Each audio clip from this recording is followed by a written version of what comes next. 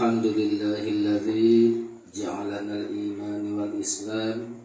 Asyhadu an la ilaha illallah wahdahu la syarika lah. Wa asyhadu anna sayyidana Muhammadan abduhu wa rasuluh. Allahumma salli wa sallim wa barik ala sayyidina Muhammadin wa ala alihi wa sahbihi wa sallim tasliman katsira. Amma ba'du, yang sama-sama kita muliakan dan hormati pembina dan guru kita Al-Mukarram Al-Ustaz Haji Muhammad Salbini LCMA yang tangannya sedang sakit, mudah-mudahan Allah angkat penyakitnya, amin ya rabbal alamin, serta para guru kita Ustaz Muhammad Saifi SAG, Ustaz Syahrul Khatib MPDI, serta para jemaah Al-Mansur yang dimuliakan Allah Subhanahu wa taala. Kita lanjut kajian kita hadis arba'in, hadis yang ke-15. Bismillahirrahmanirrahim. An Abi Hurairah radhiyallahu anhu anna Rasulullah sallallahu alaihi wasallam qala, dari Abu Hurairah radhiyallahu anhu, sesungguhnya Rasulullah sallallahu alaihi wasallam bersabda, man kana yu'minu billahi wal yaumil akhir falyakul khairan aw liyasmut. Barang siapa orangnya yang beriman kepada Allah dan hari akhir, falyakul khairan, hendaknya dia berbicara yang baik, aw liyasmut, atau diam. Wa man kana yu'minu billahi wal yaumil akhir falyukrim jarah, dan barang siapa yang beriman kepada Allah dan hari akhir, falyukrim jarah, hendaklah memuliakan tetangga. Wa man kana yu'minu billahi wal yaumil akhir falyukrim dhaifah, dan barang siapa yang beriman kepada Allah dan hari akhir, maka muliakanlah tamu. Rawahul Bukhari wa Muslim, riwayat Bukhari dan Muslim. Nah, hadis yang ke-15 ini adalah adab seorang mukmin terhadap ada 3, ya. Apabila dia beriman kepada Allah dan hari akhir, maka falyakul khairan, hendaklah dia bicara yang baik, au liyasmut, atau diam kalau tidak bisa bicara yang baik. Nah, bicara yang baik, kita kalau bicara itu pertama, kata Imam Ghazali dalam kitab Ihya Ulumuddinnya, untuk berzikir kepada Allah. Lisan kita dipakai untuk berzikir kepada Allah. Satu, la ilaha illallah, la ilaha illallah, subhanallah walhamdulillah, wa la ilaha illallah, wallahu akbar, wa la haula wa la quwata illa billahil aliyyil azim. Tuh, pertama, dalam kitab Ihya Ulumuddin, Imam Ghazali mengatakan bahwasanya lisan kita falyakul, hendaklah yang baik-baik saja. Yang kedua, pakai untuk baca Al-Qur'an. Nah, kita nih di sini membaca Al-Quran. Ini sudah benar nih, ya, sesuai dengan arahan dari Allah Subhanahu wa taala yang memberikan nikmat kepada kita, sehingga lisan kita enggak cadel. Lisan kita kagak pelok. Kan ada tuh lisan-lisan, lidah-lidah yang pelok, yang nyebut huruf R aja udah susah. Ular melingkar di atas pagar tuh dia kagak bisa ngomong. Ular melingkar di atas pagar, nggak bisa, ya. Makanya bersyukur kita mendapatkan lidah yang fasih. Hendaklah kita gunakan untuk membaca Al-Quran. Kalau dulu ya kita dibaca tuh pakai Iqra tuh. Nah, A, I, U, Ba. Kalau dulu itu metode Baghdadi. Al-Baghdadi itu yang kita sebut juz amma. Ya kan itu juz amma. Dulu waktu kecil, ayo baca juz amma. Perasaan juz itu kan 30 juz. Lah kenapa ada yang disebut juz amma? Pas ngeliat nanya akhirnya ngeliat ada tulisan amma. Mulai juz ke-30 tuh surat apa? An-Naba. Awal suratnya amma yatasaalu. Jadi diambil dari kata depannya amma yatasaalu. Kalau juz 30 dimulai dari al-hakumut, juz al-hakumut. Jadi pas tahu ternyata juz amma diambil dari surah An-Naba yang pertama amma yatasaalun. Itu yang kedua dari lisan kita. Lalu yang ketiga, lidah ini fungsinya untuk menyampaikan nasihat, petunjuk yang diridhoi Allah Subhanahu wa taala. Jadi kalau ada orang nanya, minta nasihat, maka berikan yang kita tahu. Tapi kalau kita kagak tahu, jangan sok tahu. Kenapa? Orang kayak dulu tuh saya pernah mau ke Serpong, belum ada GPS, masih zamannya BlackBerry deh. Mau ke Serpong Taman Tekno, bingung tuh keluar dari kantor pos ke kanan apa ke kiri. Nanya sama orang di situ, saya pikir nih orang asli nih, rada baik kan. Dia bilang apa? Ke kanan Pak. Saya ikutin aja ke kanan. Tapi kok lama-lama makin jauh.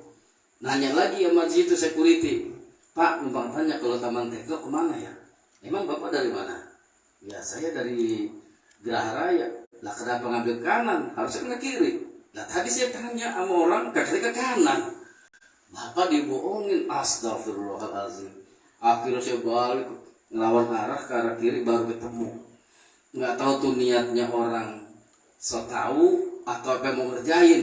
Allah alam. Tapi yang jelas kalau nggak tahu jangan sok tahu, dan juga kalau nggak tahu fas'alu ahlaz dzikri in kuntum la ta'lamun. Bertanyalah kepada ahlinya apabila engkau tidak mengetahui ilmunya. Makanya kalau nanya juga jangan sembarangan. Kalau nanya sembarangan maka tunggulah kehancurannya. Lah kan kalau nanya kita cuma nanya doang. Iya. Kalau nanya doang. Tapi kan tadi dijadikan praktek. Langsung dijadikan dari teori omongan langsung dijalanin. Akhirnya kan jauh. Maka kembali lagi lisan ini gunanya untuk menyampaikan nasihat atau petunjuk yang diridhoi oleh Allah Subhanahu wa taala. Dan lisan ini apabila kita tidak mampu berkata yang baik, maka kata Nabi disuruh diam. Sebab as-sumtu zainun lil alim wasitru lil jahil. Diam bagi orang alim itu adalah perhiasan, dan diam bagi orang jahil adalah tirai, sitru, ya, sipir, perisai. Jadi bagi orang alim, bagi orang yang berilmu, diamnya itu sumtu sebagai zainun, sebagai perhiasan. Kalau nggak bu, diamnya udah. Sitrul lil jahil, ya, lil jahli. Dan bagi orang yang apa? Jahil, orang yang awam, diamnya itu sebagai perisai, tirai bagi dia. Maksudnya apa? Orang kalau kita diem itu kan nggak kelihatan yang mana nih, ya, yang rada pinter. Tapi itu kata Nabi begitu. Makanya kalau di hadapan banyak orang banyak, di Tanqihul Qaul dikatakan oleh Imam Nawawi lebih banyak diam, karena kalau keputusan mereka salah kita tidak termasuk di dalamnya, tapi kalau keputusan mereka benar kita ada di dalamnya. Itu masalah diam. Nah, lidah ini juga harap dijaga, jangan sampai pertama bohong. Bohong termasuk dosa-dosa besar. tidak sesuai dengan fakta, bahkan bercandanya pun tidak boleh bohong. Nabi Muhammad SAW pun suka bercanda, tapi tidak bohong. Kalau kita kan kalau bercanda kadang-kala kita ngada-ngada. Itu Nabi melarang. Untuk yang bercanda aja dilarang bohong. Waktu Nabi ngelihat ada perempuan ngadu, "Ya Rasul, laki saya nih udah sama saya udah nggak harmonis lagi." "Masa iya?" "Iya." "Oh, laki kamu yang ada putih-putihnya di mata itu ya?" "Putih-putihnya ya Rasul." "Iya, coba kamu pulang, temuin dah laki kamu. Ini lagi nggak harmonis suami istri." Pas nyampe rumah, itu si istri ya perempuannya ngelihat suaminya, dilihatin lakinya, aturannya berantem, ditanya, bang, apaan?" "Kata Rasul di mata bang ada putih-putihnya." Dilihatin, pelototin. Abangnya senyum, suaminya, "Neng, setiap orang juga pasti ada putih-putihnya." Akhirnya senyum berdua, nggak lagi berantem. Itu Nabi tuh bercanda. Kamu yang bewok. Ada sini aja bewok. Lagi kamu yang bewok kan? Lah kalau dicukur lah, bukan laki gua berarti. Laki saya yang gondrong, baru cukur udah botak. Wah, repot. Yang ada putih-putihnya bang, aturan itu laki bini berantem sama Nabi dibecandain, tapi benar. Bahkan terhadap musuh pun, waktu Nabi habis dari Darul Arqam membahas tentang strategi untuk membentengi dari gempuran kafir Quraisy, Nabi pas pulang ketemu sama salah satu kafir. Ditanya, Muhammad, kamu dari mana?" Kamu nanya. Kamu nanya. Gak apa-apa. Bercandanya. Iya betul. Kamu nanya ya. Iya. Karena Nabi ditanya jujur, Nabi itu nggak pernah bohong. "Dari mana Muhammad kamu?" "Dari air." "Ada dari air." Bohong nggak? Setiap kita itu berasal dari air yang terpancar dari Sulbi. Dia kan dari sulbi. Ya, nggak bohong. Andai kata jujur saat itu Rasul ditanya-tanya bagaimana tentang taktik perang, bisa repot urusannya. Kita bagaimana menjawab tapi tidak bohong. "Dari mana Muhammad?" "Dari air." Ya nggak salah. Ya kita semua umat manusia dari air, dari tulang sulbi. Nah, maka dari itu bohong walaupun bercanda dilarang, termasuk berdosa. Yang kedua, gibah. Apa bedanya gibah sama namimah? Gibah itu gosip, ngomongin orang yang gak ada orangnya, kalau didengar dia kesel. Ya, baik tentang keluarganya, dirinya, itu gibah atau gosip sekarang ini, gibah. Tapi ada gibah juga yang dibolehin. Pertama, orang itu ngadu kepada hakim tentang perlakuan zolim orang tersebut. Ya, kepada hakim ini kagak adil nih hakim. Dia ngadu ke yang lebih tinggi lagi, dari kejaksaan ke mahkamah yang lebih tinggi. Yang kedua, orang yang memang terang-terangan berbuat maksiat, dia ngomong di depan orang. Maksudnya begini, ini orang boleh dilaporin gitu. Artinya kita boleh ngelaporin orang ini karena terang-terangan maksiat diumbar, di umum.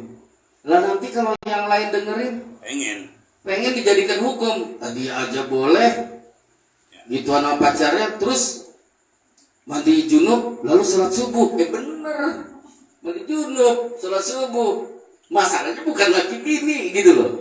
Nah, itu jadi tontonan, jadi tuntunan. Ini berbahaya. Ini yang boleh dilaporin. Lalu gibah atau kita gibahnya, contoh manggil teman atau tetangga kita yang kita nggak kenal namanya, cuman dijuluki dengan kondisi fisik dia. Pinjam. Kita pengen manggil namanya, tapi karena dia disebut itu dan dia nyaman, ya nggak masalah. Gitu. Nah itu kondisi-kondisi yang memang dibolehkan untuk kita menyampaikan hal gibah tersebut. Nah, hadirin rahimakumullah, itu tentang kita dilarang untuk menyampaikan gibah, lalu namimah, ngadu domba. Lalu wa man kana yu'minu billahi wal yaumil akhir, barang siapa yang beriman kepada Allah dan hari akhir, fal yukrim jarah, maka hendaklah dia muliakan tetangganya. Ini kita punya tetangga nih, pasti kiri kanan depan belakang, kata Nabi, kalau kamu bikin sayur maka banyakin kuahnya dan berikan tetangga yang paling dekat pintunya dengan kamu. Kuahnya baik kasih, Reng. Ya. Jadi dengan tetangga adabnya adalah menegur, tidak melarang tetangga. Misalkan dia lagi ngetok paku di temboknya tengah malam, woi berisik, lu kagak tahu udah malam, ke tetangga. Sampai segitunya tuh adab bertetangga. Kenapa? Sampai Nabi nyebut 3 kali seakan-akan tetangga itu mendapatkan hak waris. Ya, karena kita hidup, kalau lagi sakit kita jenguk dia tuh tetangga kita. Ya, lalu kalau dia minta bantuan kita tolongin. Jangan pernah nyakitin perasaannya, walaupun tetangga kita. Dan kalau ada Idul Kurban, itu daging, walaupun non muslim tetangga kita berikan. Ya, tidak ada batasan kalau kita berikan kepada hanya untuk muslim saja. Lalu berikutnya, wa man kana yu'minu billahi wal yaumil akhir falyukrim dhaifah. Barang siapa yang beriman kepada Allah dan hari akhir, maka hendaklah muliakan tamu. Bertamu enggak lebih dari 3 hari.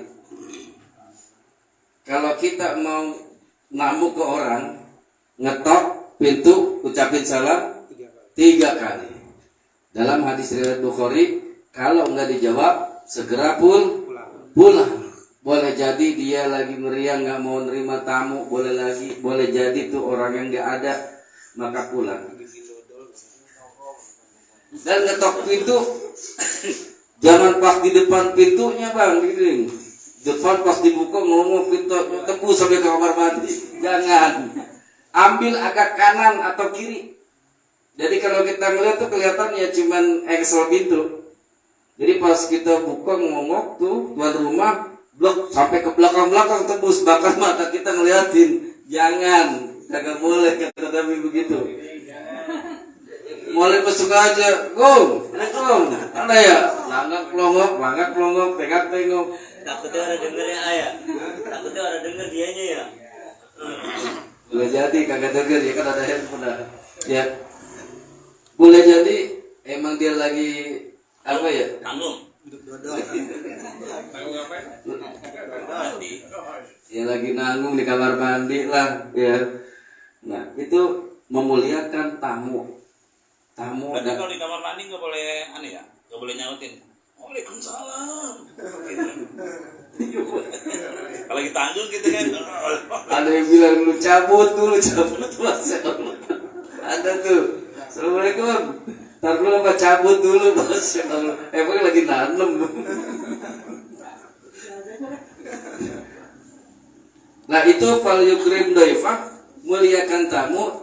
Kita bertamu ini kan berarti ada 2 ya. Kita sebagai tamu, yang satu sebagai tuan rumah. Kita bertamu, ucapin salam 3 kali, nggak pulang, nggak dibukain, kita pulang. Selesai itu, kalau bertamu, kalau dipersilakan duduk, kita duduk. Kalau kagak, kita berdiri aja. Ya.